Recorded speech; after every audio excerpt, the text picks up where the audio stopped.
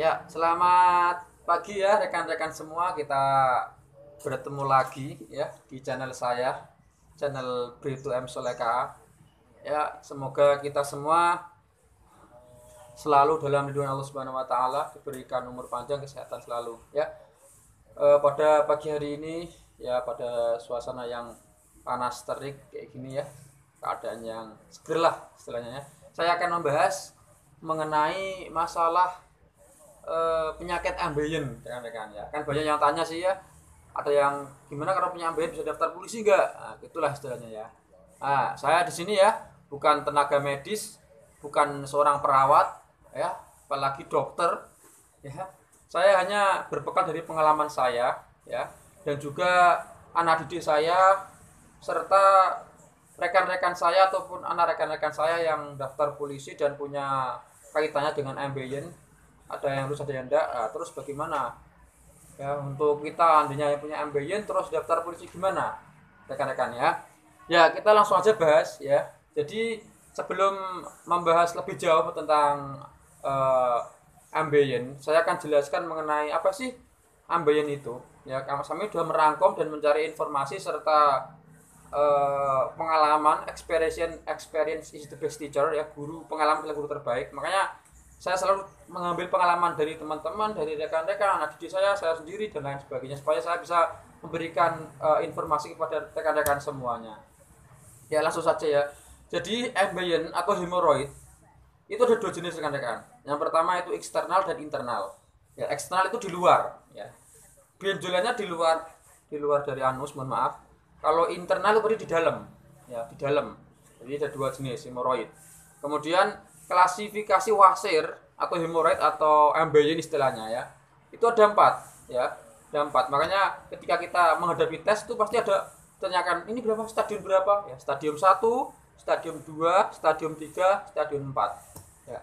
Jadi stadium pertama, stadium 1 itu masih kecil ya, benjolannya masih kecil dan di dalam anus tidak terlihat dari luar anus, kecil di dalam anus tidak terlihat dari anus. Itu yang stadium pertama.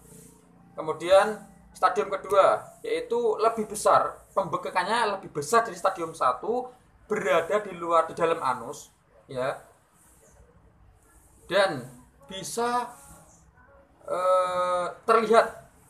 terlihat keluar anus saat BAB, namun bisa dimasukkan kembali. Itu stadium 2. Dan stadium 3 ya, adanya beberapa benjolan kecil di dalam anus ya. Di dalam anus itu benjolannya banyak, lumayan tapi kecil-kecil ya, menggantung, namun bisa didorong ke dalam anus. Jadi lebih banyak ya benjolan di dalam anus dan keluar saat BAB, terus bisa didorong dalam anus. Dia kemudian stadium 3 ya, stadium 3 benjolannya itu besar dan menggantung dari anus dan tidak bisa didorong ke dalam anus ya. Itulah, tidak bisa didorong anus, jadi besar, tidak bisa didorong dalam anus, berarti bisa keluar ya. Eksternal, internal berarti itu udah parah, stadium 4 ya. Itu kalau mendaftar polisi pasti gagal. Kalau sudah stadium 3, stadium 4 itu pasti gagal ya.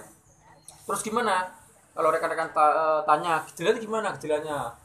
Nah, gejalanya itu seperti rasa gatal ya, sakit sekitar anus ya, gatal sakit sekitar anus. Kemudian ada pendarahan dari anus setelah BAB. Setelah BAB ada pendarahan, itu berarti udah parah ya. Kemudian ketika BAB itu keluar lendir rekan-rekan, keluar lendir. Itu gejalanya. Nanti bisa kalian bisa dilihat sendirilah ya. Kemudian pemicu yang sering terjadi orang punya ambeien itu salah satunya adalah sembelit atau sering diare yang berlangsung lama ya. Sering diare atau sembelit yang berlangsung lama. Kemudian sering angkat beban berat ya. Kemudian kehamilan ya, kehamilan juga bisa jadi, dan juga kebiasaan duduk lama ya. Duduk lama, saya juga dulu pengalaman sendiri ya, itu waktu dulu pernah piket ya, sering ganti piket itu kan lama. Itu ya saya punya gejala ya. Alhamdulillah saya obatkan, alhamdulillah sembuh ya. Jadi terus gimana ketika kita punya ambeien, kita punya cita-cita menjadi seorang polisi, Terus gimana kira-kira? Ini pengalaman saya ulangi lagi sekali lagi, saya bukan seorang dokter ya, bukan perawat, apalagi tenaga medis, bukan. Saya hanya memberikan pengalaman saja, experience is the best teacher. Monggo kalau mau diambil silahkan. Ya ini pengalaman saja ya. Jadi waktu itu yang pertama ya, pengobatan pertama itu dengan menggunakan pijat alternatif rekan-rekan. Pijat alternatif. Jadi pijat alternatif saraf, di mana itu akan dicari saraf yang menuju ke daerah anus. Ya itu nanti yang tahu, yang lebih tahu pasti dari tukang pijatnya sendiri ya. Tukang pijatnya sendiri.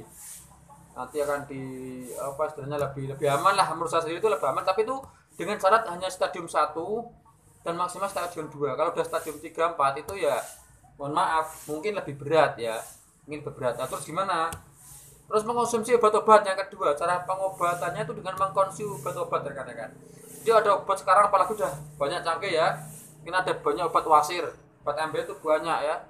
Silakan nanti bisa browsing ataupun cari-cari di di apotek, udah banyak penjualannya ya. Insya Allah bisa lah sembuh lah kalau memangnya stadium 1 dan 2. Terus yang ketiga, kalau memang sudah kasih pijet nggak sembuh, terus kasih obat nggak sembuh ya, otomatis yang ketiga ini udah operasi ya, pengangkatan wasir atau embyen ya, operasi pengangkatan wasir, embyen atau katakan hemoroid. Nanti dioperasi. Nah, ini memang udah biasanya kalau udah masuk ke operasi itu udah stadium 4. Stadium 4 itu pasti harus operasi. Lah, terus pertanyaannya, kira-kira setelah operasi kita kalau pengalaman sendiri sih ya, kalau masih stadium 1 itu dipijitkan hilang biasanya loh. Biasanya hilang ya. Biasanya hilang, jadi aman ketika kita